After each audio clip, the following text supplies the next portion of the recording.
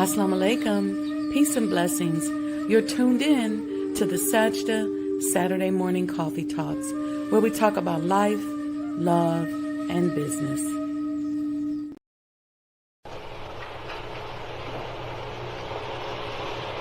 O Allah, guide me among those whom Thou hast guided thee right, and preserve me among those whom Thou hast preserved, and befriend me among those whom Thou hast befriended. Bless me in whatsoever Thou dost grant me, and deliver me from the evil of what Thou hast judged. Surely Thou judges, and none can judge against Thee, and he whom Thou befriendest is not disgraced. Blessed art Thou, O Lord, and exalted be Thee above what they set up besides Thee. I bear witness, nothing deserves to be served besides Thee, and I bear witness that Muhammad is Thy servant and apostle. Amen.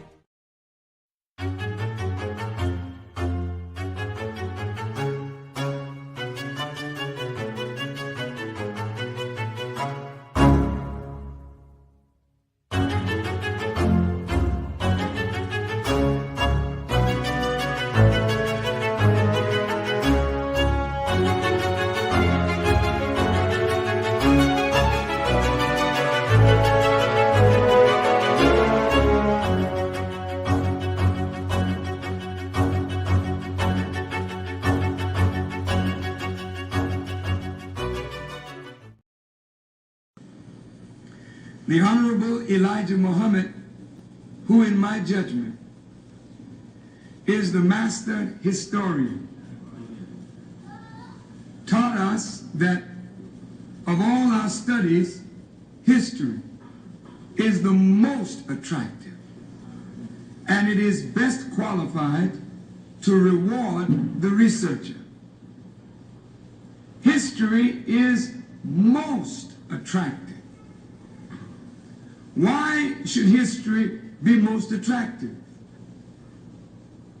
Because history is the recorded time of the human family in its struggle to overcome obstacles. There is no life that is without struggle. The Holy Quran teaches us that man, meaning man and woman, is made to face difficulties. And after difficulty comes ease. But it is history that guides us through difficulty. For if you know how people who had difficulty yesterday got through, and if your difficulty is somewhat similar, then today we also can get through if we follow the guidance of history. This is why Carter G. Woodson and many of our black giants fought for black people to know our history. Because in not knowing our history, we don't have a guide. And without a guide, we are lost. No wonder the Bible... Assalamu alaikum. Peace be unto each and every one of you. Welcome to the Sajdah Saturday morning coffee talks, where we talk about life, love, and business. And today, not only do we celebrate the birth anniversary of the Most Honorable Elijah Muhammad. And we're going to talk about him a little bit. We're also in episode 4 of our Proper Handling of People series. So welcome to the show. I hope you all that are fasting, I hope it's going well. Let's see, I see some of y'all popping in the chat already. Thank you, Sister Betty. Great morning to you as well. Peace and blessings. Walaikum salam and happy Savior's Day, Brother Victor. And Roz Noah, walaikum salam. Thank you, thank you. I see some of y'all being shy. Wasn't that a beautiful Fajr prayer we had this morning? I'm just grateful for those types of mornings and those types of special prayers. So it's just wonderful. So as I mentioned, today is the birth anniversary of the Honorable Elijah Muhammad, and he's honorable to us. He's the most honorable to us because he encompasses so much. And one of my favorite sources to quote when I'm asked, who is the Honorable Elijah Muhammad, is a very basic but profound and divine short summary on the Honorable Elijah Muhammad. It's an article written by the Honorable Minister Louis Farrakhan that was republished in the Final Call newspaper June 14th, 2016. It's only appropriate that I share this today on this special day. This article is so good, not only because of the thorough truth that it contains, but because of the practicality of the truth. Let me share with you what the Honorable Minister Louis Farrakhan wrote. Okay. Y'all got y'all tea or coffee? I got some chai this morning. I'm fasting, so this chai feels like breakfast to me right now. All right. So the Honorable Elijah Muhammad, he said, is indeed a true friend of the Black man and woman because his message is as relevant today as it was when he was physically among us. And let me add, right? We are in episode 4 of the proper handling of people based on what he taught us in terms of how to handle one another in our leadership and building and growth development stages. And it's as relevant today as it was in the 60s when he put this was put together by him. It's as relevant today, so relevant that we're adapting it over to us as conscious entrepreneurs. So he is indeed a true, I'll continue with the minister's words. He is indeed a true friend of the Black man and woman because his message is as relevant today as it was when he was physically among us. He worked, suffered, studied, and constantly prayed for our rise. He sacrificed his own personal life to devote 44 years to the rise of our people. He single-handedly, with tenaciousness of will and singleness of purpose, turned the language of America from the use of the word Negro, which means something dead, lifeless, or hard, into seeing ourselves as Black people, members of the original nation of the earth. He turned our hearts towards Africa and our brothers and sisters in the isles of the Pacific, Central, South America, and the Caribbean. His wisdom showed us the connection between the Native Americans and their membership in the Aboriginal nation of the earth. He, more than any other religious leader, is responsible for causing us to refer to one another as brothers and sisters. He caused new levels of scholarship in the research of the history of the Black man and into the nature and birth record of the Caucasian. He inspired research into melanin and its presence or absence, and its effect on the thought process. And let me add this. If you understand what's going on in healthcare, there's so many studies that have been initiated as a result of his inspiration. So the minister goes on to say, he taught us how to eat to live, causing us to throw away medicines. His teachings on this subject began the process of the beautification of our people, no matter how ugly we may have appeared to be. He started the process of reformation of the Black woman, without which there can be no new people. He showed us the value of proper education and established a school system that reflected the same. He demonstrated the proper use of money by establishing for his followers farmland, banks, business, airplanes, and airport facilities, international trade and commerce. And I'll add my part here. You all know we talk about here on this show how that became an economic blueprint, and we've been busy unraveling and tweaking and applying that blueprint to our business development efforts. I'll continue. The minister went on to say, you name it, he did it. What a friend we have in Jesus, the Honorable Elijah Muhammad. There is not a Black leader who has not been positively affected by this man and his message. Without his boldness at the time, would Reverend Jackson dare to speak as he does and run for president? Did y'all know that Jesse Jackson ran for president? Without his forthrightness in confronting this government for her evil done to Black people, would any of us have the courage to do the same today? Would you not admit he laid the foundation and opened the way? What more could a man who loves you do? But what has been your response to such a friend? The response of many who knew him has been to use his knowledge, but to deny him, to advance self because of him, but never give him credit. In an edition of Ebony magazine, under the byline, some of y'all don't know what Ebony magazine, but it was a magazine put out by Johnson Publishing, and Ebony and Jet magazine was a staple in our households in the 60s and 70s and a little bit of the 80s. But the minister says, in an edition of Ebony magazine under the byline of Lerone Bennett, 17 historians had gotten together and picked the 50 most important figures in Black American history. And the persons who chose these names were considered by Ebony magazine as experts. Yet, the Honorable Elijah Muhammad was not mentioned. Why? The Honorable Elijah Muhammad's student, Malcolm X, was mentioned.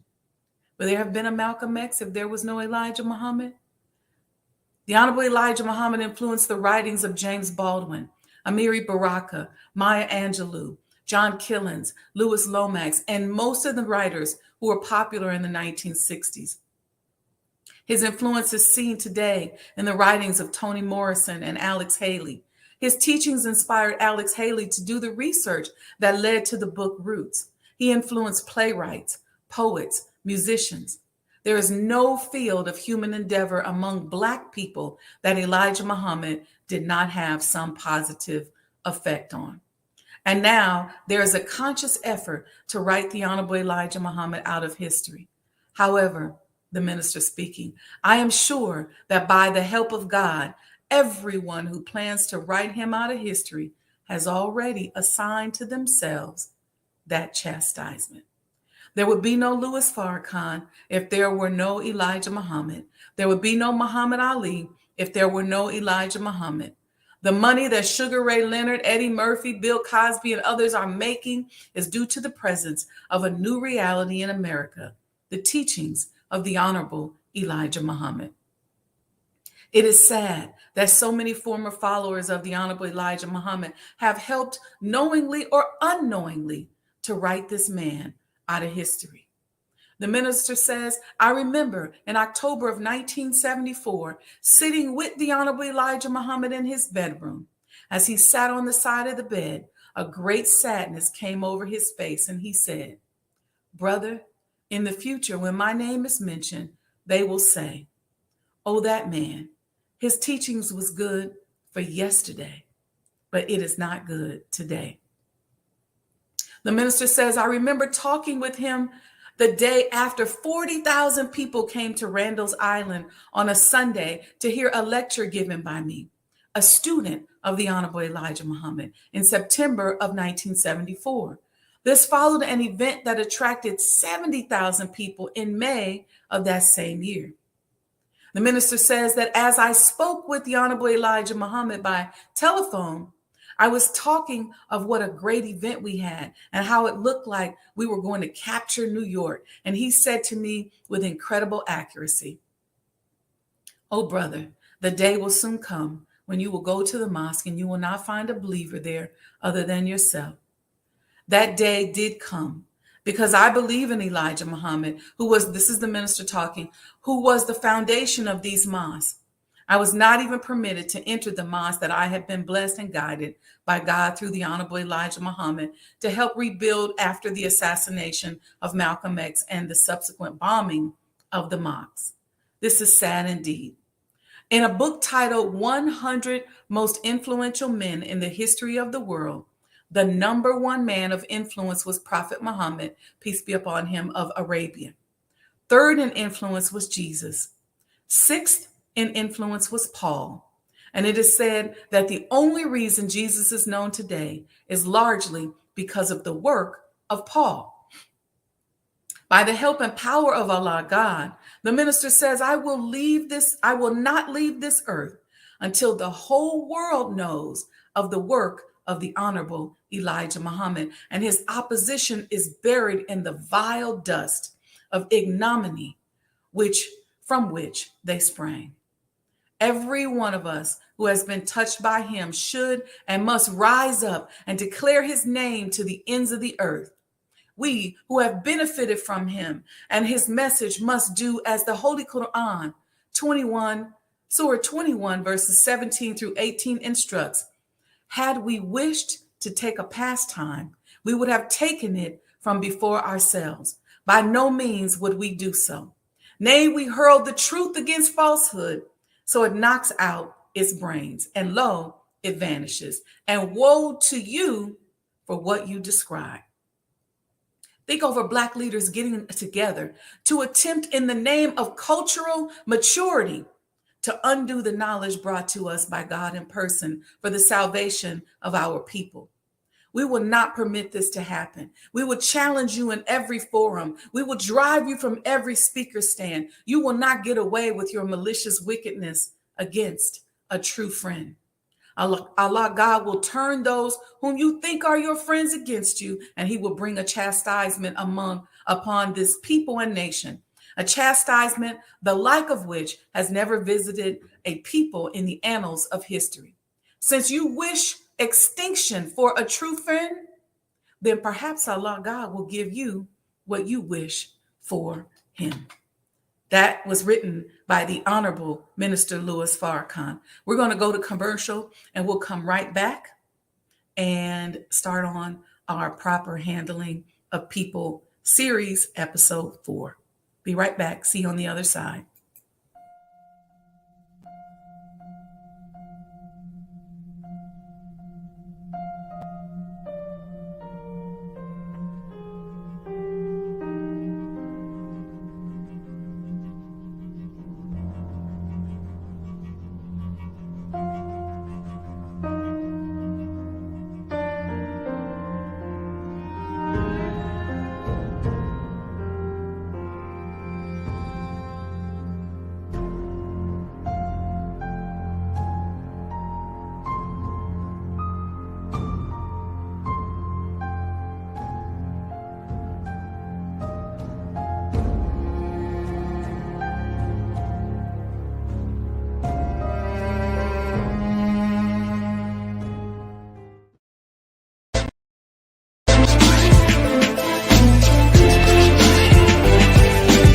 You belong to yourself.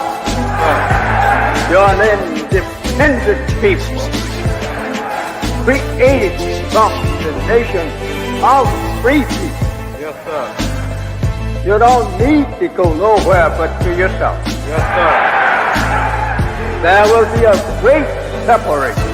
Yes, sir. So I said it is on now. The college is meant to prepare you for your future. That the time dictates that if we don't do something for ourselves as a people, we will be destroyed. And the aim of the enemy right now is to take us out. We have God with us. We have him as our guide. Yes, sir. We don't have to stand around here and ask the question, what must be done? Yes, sir. Get up and let's go and do something. Yes, sir. down. We cannot lay down. Yes, sir. We must get up Yes, sir. and go to work. Do you know what real joy is in life? Visioning something and bringing it into reality. That's real joy. Do you know what the next step in joy is? Behold how good and how pleasant it is for brethren to dwell in unity. Tonight, you need to fasten your seatbelts. We're going to hear from some of the greatest minds in the world. I don't know about you, but I'm tired of trusting our future and the future of our children into the hands of those who don't love us. I believe we need to revitalize black leadership. All right, we're back. I'm your host, Sajdah Wendy Muhammad, and you're tuned into the Sajdah Saturday Morning Coffee Talks, where we talk about life, love, and business. And just a little bit about me, in case y'all don't know me. I'm an international business and real estate developer and consultant and an urban historic preservationist. Listen, part of what I believe I was put on this earth to do is to spread love, to preserve our history, and to help us build this nation, to help us build businesses and do for self. The mission of my brand is to help those of us in marginalized communities to become happier, healthier, wealthier, and to experience more love. One of the methods includes doing for self, thinking for ourselves, and not being afraid to infuse spirituality into business. I've spent my entire life in business. I'm pretty good in the world of business. I've built and managed over $500 million in projects and professional business endeavors, both in the corporate world and a few for myself. I recently added new services to my portfolio that include work in the preservation and hospitality industry. And my greatest venture is the development of the Honorable Elijah Muhammad House Museum and the renovation and restoration of his former home. We are working towards the completion of the museum. The finish line is in sight, and we are in a fundraising phase of the project, and we hope that you would donate today. To become a sponsor, just send us an email, sajdahhouse@gmail.com. Can somebody put that in the chat for me? To become a sponsor, send an email to sajdahhouse@gmail.com. If you want to purchase a commemorative Elijah coin, you see that scrolling across the bottom there. Just go to sajdahhouse.com. And if you want to make a donation, you can do that in two ways, right? You can go to sajdahhousedonations.com, or you can use Cash App. That's $Sajdah Enterprise. Okay. All right. So let's get into chapter 4 of the proper handling of people, as taught to us by the Honorable Elijah Muhammad, that I'm adapting for us as conscious entrepreneurs and emerging leaders. What resonated with me about this section of the proper handling of people was how to be an assistant. And that little phrase just came alive for me, because I realized that being an assistant involves having good decision-making skills, because few bosses want people assisting them who can't make decisions. So many of us are so busy studying on how to be a boss. I'm a boss. I'm a boss. Everybody want to boss up. But if you can't be a good assistant, did you know you can't really be a good boss? Ha, newsflash, right? See, you cannot be a good boss if you don't know how to be a good assistant. Why? Because a boss, some people look at it in such an elementary way. A boss just don't mean you just boss people around, right? A boss means that you are what? Assisting people. So if you have a company, you're assisting customers with a product or service that you're introducing. If you are in the service industry, you're assisting your clients, your customers. If you're the leader in an organization, a church, a sorority, a mosque, a temple, a nonprofit organization, you are assisting the constituency based on the mission of your organization. So you can't be a good boss if you don't know how to be of service. Now, I'm not necessarily talking about people who play the role of assistant per se. I'm talking about learning how to properly assist somebody. See, as a boss, you are in essence the biggest assistant in the company or organization. The boss is of service to the corporation. The boss is in essence an assistant to someone who assists them. See, many of us are so caught up in being a boss that we're thinking about the ranking. Do you know something? And I've been blessed to reach out and speak on the phone to the Honorable Minister Louis Farrakhan on a number of occasions. And the first thing he says when he gets on the phone is, "How may I be of service?" What a wonderful example. But you see, we're thinking about it in a very narrow sense, because on the pure definition of assistant, which is a person who ranks below a senior person, we think, oh, that's about ego. I ain't trying to be your assistant. But it ain't. Take it out of that context and understand that your role is to be of assistance. The only reason why we here is to serve God. Whether we want to or not, we serving him. And when he's done with us of service here on this earth, he just ends it.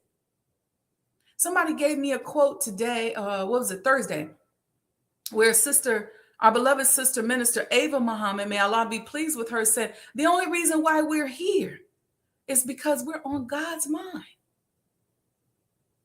So the first thing an assistant does is figures out what the people they are assisting needs. First thing you should be doing as a boss is figuring out, what do the people around you or who elected you or put you in position or who work for you what do they need? And a good assistant assesses the needs of the people. They make sure that they understand the strengths and weaknesses so they can figure out how to be of service. I could go on and on and on about this. I meet so many of us, especially as Black people in business, because our approach to business is an after effect of the trauma that we've been through. See, we've been under this tyrannical group of people for so many years who have been abusing us and preying upon us. And so when we become a boss, we think, okay, I ain't gonna be nobody's assistant. I'm going to tell folks what to do. I'm in charge. But we get frustrated, and we frustrated business people because we so focused on being a boss, and we don't know that if you take your focus off of being a boss and focus on being an assistant, you'll be successful almost overnight. So let's talk about the 8 characteristics of a good assistant, with the understanding that as bosses, we need to have these characteristics as well.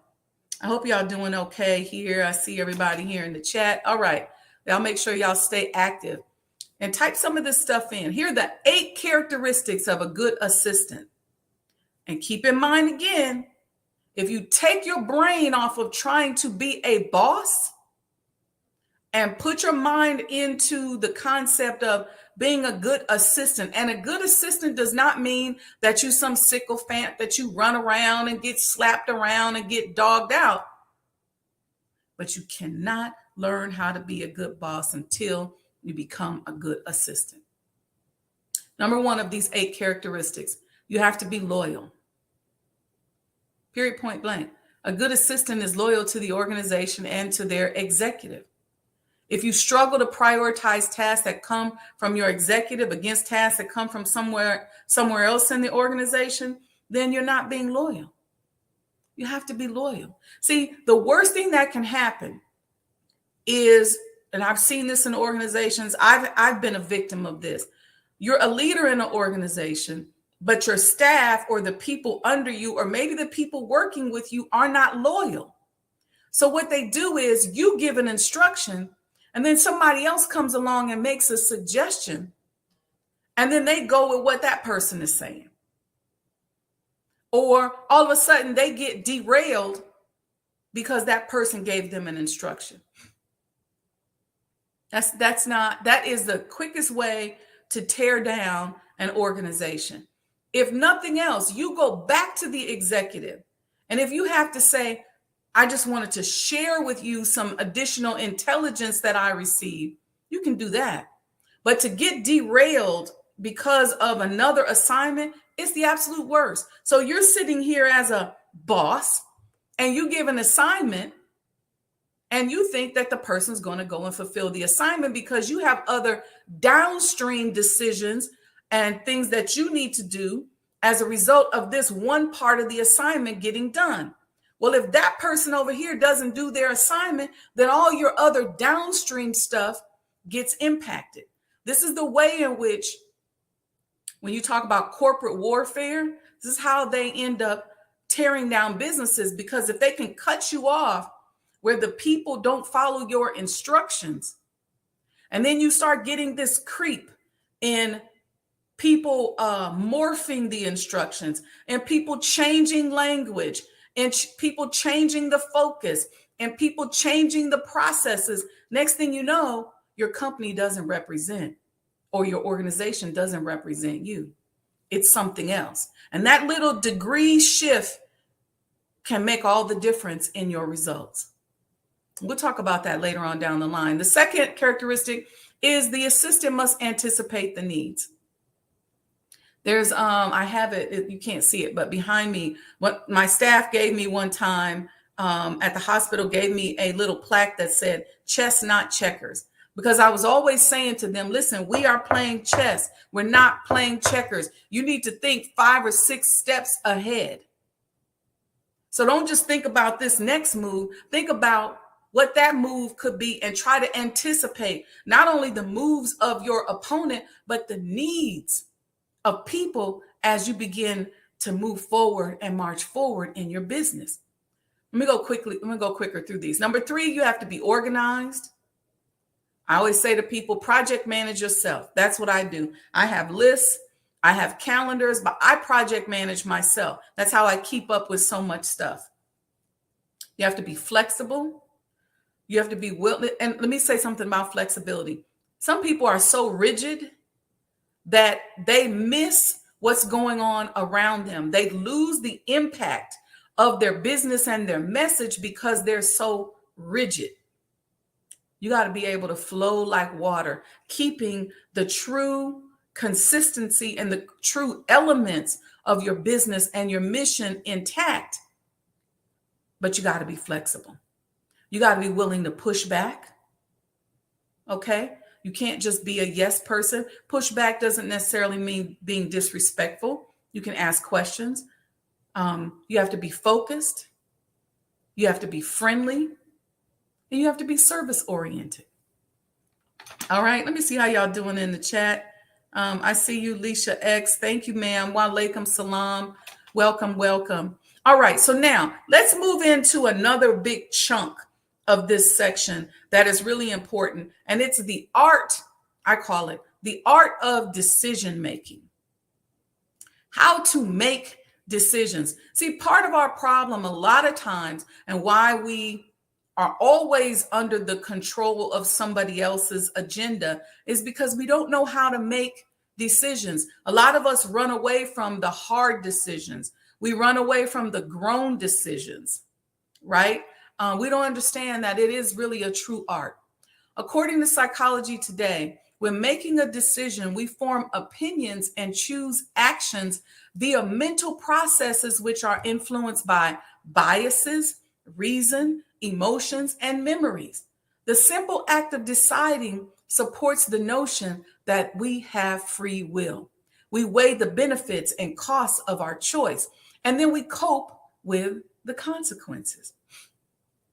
Factors that limit the ability to make good decisions include missing or incomplete information, urgent deadlines, and limited physical or emotional resources. Let me say something about that. One of the things I always tell people that work with me, I want the information. I don't care if it's good and I don't care if it's bad, because what might seem bad to you may be good to me, or it may be a bigger part of the puzzle, or it may allow me to tweak my strategy in just the right way. I call that having your hand on the noose, right? If my neck is in a noose, I at least want to be able to get both hands on it. So don't omit information from people. Work on being transparent and being open, and just work on how you deliver the message. I have friends that say to me, they say, you know what, sis, if I ever get bad information, I want it to come from you. Because if I get some information I need to share with somebody, I'm always thinking now 5 or 6 steps ahead. How can I help them to solve this problem? You want to make sure when you get information, when you're decision making or when you're analyzing something, that you don't get what I call scope creep. Some of us, when we're thinking of stuff, we reach too far. We're not mathematical, so we just come up with an idea and we go, oh yeah, that's what it is. So let's say you have an employee that didn't show up for work today. And maybe they didn't show up for work because they got really sick and they lost their voice. And they should have called in, but they didn't. What do? We say, oh, that's because they've been talking to, we come up with all this stuff. They've been talking to the competitor and they about to go work over there. Or, you know what, they tripping, they don't like me. Or they don't even care about this company.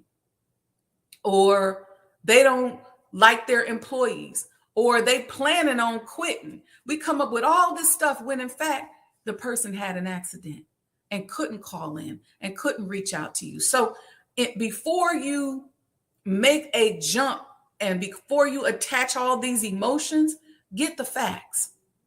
Get the complete information to the best of your ability. And when you're making that decision, understand what you're making that decision based upon.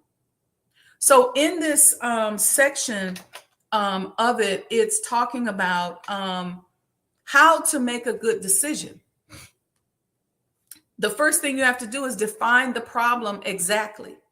Sometimes we have a big problem, right, that we need to break down into sub-problems and then create our strategy that way. I call it the cake method. You don't eat the whole cake at once. You eat it bite by bite, right? So we have to define the problem exactly and clearly. What is the real problem? And what are we really, really dealing with here? Number 2, you have to canvas all possibilities. Anybody who knows me, if you talk to me on the phone or you work with me in business, I'm pointing to my board over here that you all can't see, but I'm always writing out and putting together, what are the other possibilities? It's a technique that we learn and that I teach as a certified emotional intelligence coach, is I help people run through possibilities and then I help them deal with the emotions that come up as a result of the various different possibilities. If you want to book me as a coach, send me an email and I'll send you a link where you can get a session. And if you buy one session, I'll give you another session for free at no charge, just as a follow-up. But one of the biggest techniques that is really powerful is I will help you list out all the possibilities, even if you think it's a possibility that could never happen. See, oftentimes our decision-making is clouded by our fear of certain possibilities. Okay. But just by exploring those possibilities, and oftentimes your mindset will come up and be like, oh no, well, that ain't happening. And then you will begin to move through the process of creating a strategy that will determine the solution to the problem. So you want to canvas all possibilities. You want to sit with the emotions that arise as a result. So let's go back to our same example. We have an employee who didn't show up for work. They're in a critical position. You really needed them. You over here jumping to conclusions when in fact they had an accident and couldn't come in and couldn't call because maybe they're incapacitated for a minute. But we are thinking of all these other scenarios. What's the possibilities? What do I do? Okay, well, I could close the business for today because I don't have that person that is critical. I could jump in and roll up my sleeves and cover down. I can call someone else. I can call a temp agency. I can ask the other staff to kind of cover down. So as you're running through these possibilities, you're also looking to see, okay, For example, if I ask other staff members to cover down, what's going to happen? I know I'm working on a skeletal crew. What could be omitted? What do I tell them to focus on, even if they start being spread thin? I could jump in and roll up my sleeves. Well, what does that mean? That means that I may be missing something. A lot of bosses are afraid to jump in and let people see them get dirty. Sometimes it's a good thing. But remember to canvas all possibilities. Here's the third way to make a good decision. Compare and evaluate each solution. So when you come up with those possibilities, now you want to compare and evaluate. You want to analyze between the two. You want to weigh them out. And then number 4, you want to select the best parts of each. And then once you start to select the best parts of each, now number 5, you can implement your decision. Okay, so I'm just going to run through those quickly. How to make a good decision. Number 1, define the problem exactly. Number 2, canvas all possibilities.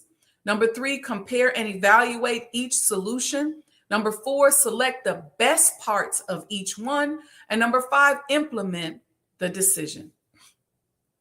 Now, what are the types of decision making?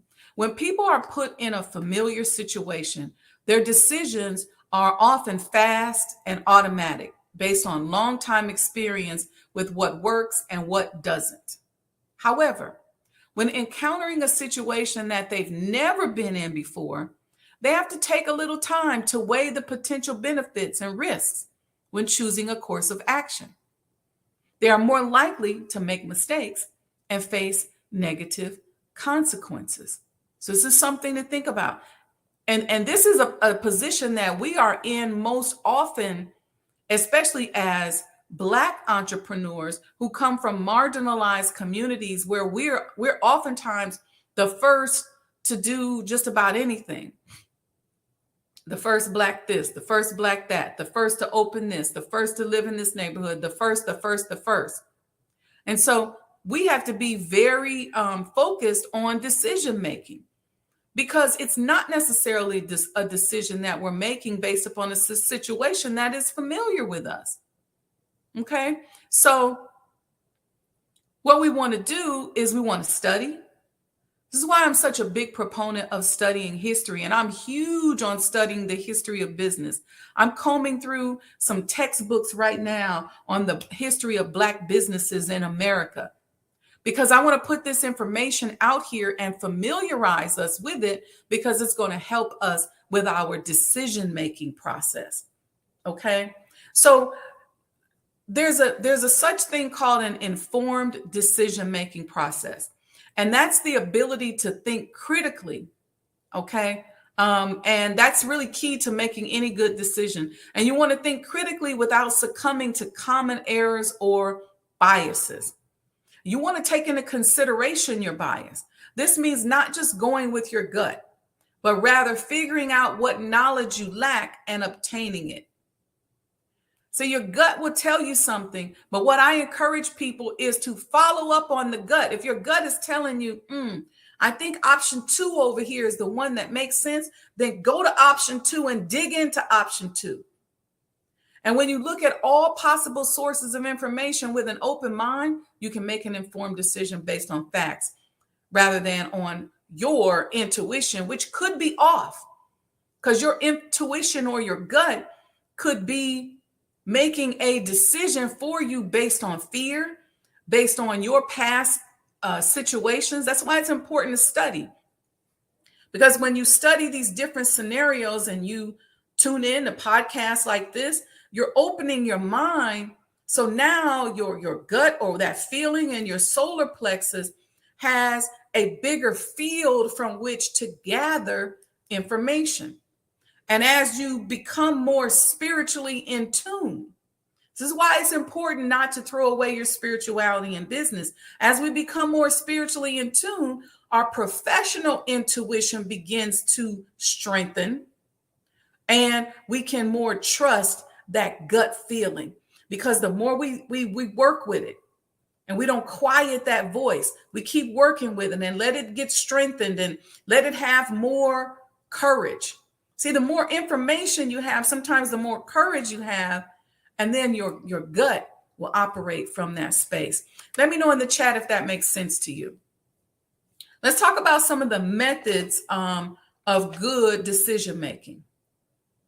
A satisfying approach to making good decisions involves settling for a good enough outcome, even if it's flawed. This is important for us as entrepreneurs, and I had to learn this.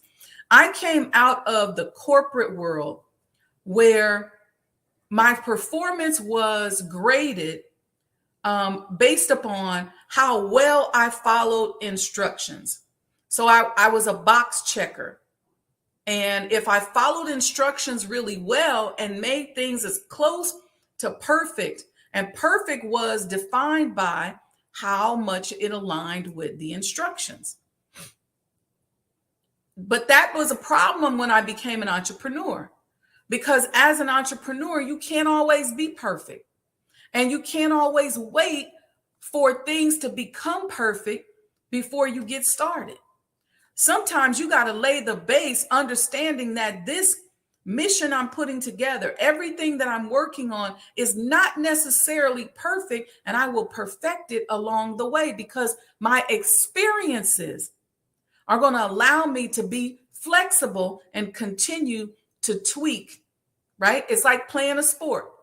If you're playing tennis and you're Coco golf and you keep hitting the tennis ball into the net, then the coach is going to come and give you some pointers. Hey, bend your knees. Don't lean too far to the left. Don't turn your racket over too fast. They're going to give you some tips. That's as you're playing the game. So as you're playing the game of business, others are going to give you tips. You're going to get intel from employees. You're going to get intel from yourself, from your own observation. You're going to learn. The market's going to change. You're going to study. So you can't be trying to be so perfect. See, when you are the corporate person in the corporate world and you're just trying to get the A on the test and get a 5-star rating so you can get your raise, you're not really thinking about how to understand the art of business. You're just trying to make sure you check the box. But some of that you got to be willing to give up when you go into business for yourself. Your website may not be perfect. Your speech may not be perfect. And even if you think it's perfect, I guarantee you it's not perfect, because something can always happen that you know nothing about. That's on the good or bad. So there's no need in worrying about it. Stop worrying, because something can always happen that you know nothing about. You don't have all the solutions to the problem, and you don't know everything. And an entrepreneur understands that. So a maximizing approach, on the other hand, waits for the conditions to be as perfect as possible to minimize potential risk. That's tough, right? You're going to always have risks that come up. Okay? That's why people in the corporate world who come out of corporate, oftentimes, if you're looking to hire somebody, sometimes they're the worst people to hire, because sometimes being in the corporate world can make you lazy, or it can prevent you from honing in on other skills that you need in order to be a good business person. This is why people who come up out of the street, or people with no formal education, oftentimes tend to make more money and do better as entrepreneurs than those of us with all this formal training. Something to think about. All right. Last few things we're going to talk about here is how to assist your assistant. So a lot of us have an assistant, we hire an assistant, and then we just rag on them because they don't do what we want them to do. They don't help us out. We feel like it's too much, but we haven't given them, number one, specific training. And sometimes that's very difficult when we're charting territory that we've never been in before. And so your assistant, you got to help your assistant to understand, or the people who work for you, that, hey, this is something that's never been done before. We are creating as we go, and give them the freedom to make suggestions. Number two, help them establish good relations with the group that you assign them to. Edify them to the group, or prepare the group. prepare the assistant, and then define their authority. What is their authority? Because a lot of people get an assistant because they become an assistant, but they trip out. I have this saying where I say, you can take a good employee and make them a bad supervisor because they start tripping. They want to be the boss. But you have to be really clear on defining their authority. You want to be very clear on defining their duties. What are their regular duties? What are the priorities of those duties? What are the emergency duties? Very clear. You want to be very clear on defining their responsibility. Do they share responsibility with somebody else? Do they have full responsibility? Or do they have no responsibility? You want to train them to make decisions. And you want to do that by showing them even your decision-making process, involving them in your decision-making process. Tell them who to see for guidance. But let me also say this, and I've been in situations before where a lot of times people will want to be around you because they just want to peep how you do things. So you want to be mindful of those people that you let into your organization as well, because proper handling of people is like having a patient selection process. So in the outpatient surgery world, everybody is not a candidate for outpatient surgery. You may have too many risk factors, too many comorbidities, so we can't do your surgery in the office, or we can't do your surgery on an outpatient basis. You need to go somewhere where you can spend the night for 3 or 4 days. So you can't have outpatient surgery. This is what's going on with a lot of these plastic surgery situations. A lot of people are not candidates for day surgery. So they go in, they get their liposuction, their tummy tuck or whatever, and they die on the table, or they go home and have complications. But it's because they probably were not a good candidate and the doctor didn't have a good patient selection process, or the patient selection process that they identified was violated. It was broken down. So it's the same thing for you, right? If you want to practice proper handling of people, you're going to have to be focused on trying your best to be around as many conscious entrepreneurs and people and communicate with people so that they have the right mindset. See, when you're dealing with a predator or somebody who's trying to be other, or who is just hell bent on being other than themselves, it's tough. So as bosses, we have to be focused enough and bold enough that if we need to let somebody go, or if we say, hey, you know what, you're just not a fit for this process, or hey, you know what, you're just not ready for this process. See, me, I don't like people who steal. I want to be able to be in the office, and if I leave my bag or my purse or something like that around, then I expect it to be there when I get back. I don't expect you to be poisoning my food. But if I can tell you the kind of person that you're going to be tampering with folks' food, going in the refrigerator, messing with people's stuff, you're going to be taking people's things, taking people's purses, taking folks' wallet, then this environment ain't for you. So when you catch those kind of things, you got to be willing to take action. Otherwise, this strategy that we're putting in place is not going to work when you have somebody who is hell-bent on violating that policy. All right, y'all. So that is episode 4 of Proper Handling of People, and happy Savior's Day. We're celebrating the birth anniversary of our beloved, the Honorable Elijah Muhammad. Please speak of him and refer to him with reverence and with respect. Be careful with allowing people to drop that reverence around you. Be mindful of that. I was in a meeting one time and somebody kept saying, Elijah Muhammad, Elijah Muhammad. And one of my subcontractors, a Hispanic guy, said, aren't you supposed to be saying Honorable Elijah Muhammad?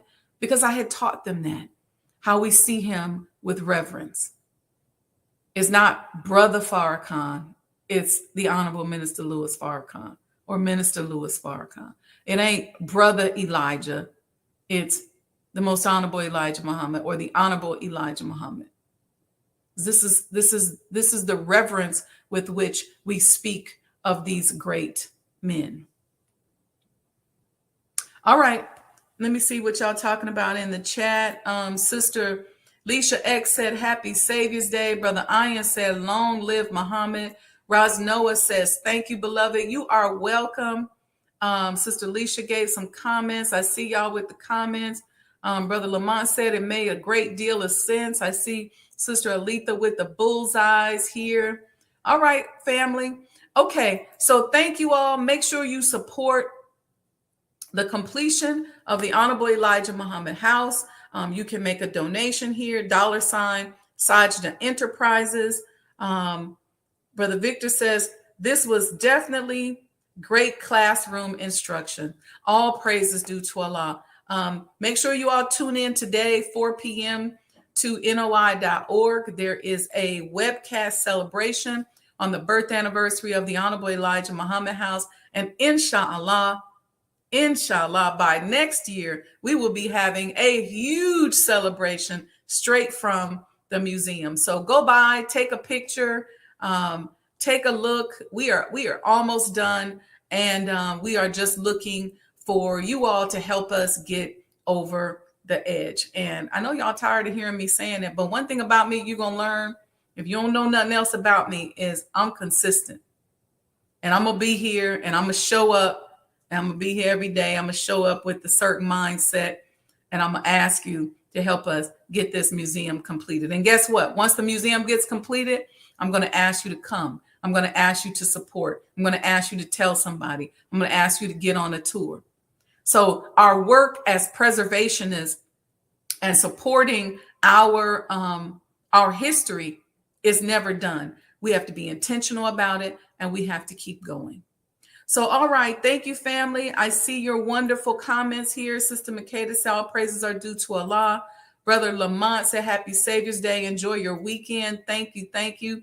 All praises due to Allah. Thank you and thank you. Thank you, everyone. That's right, Brother Ian. The work don't stop. Okay, family. Happy Savior's Day. Do something wonderful for somebody today. And stay tuned for one more commercial on the Honorable Elijah Muhammad House Museum.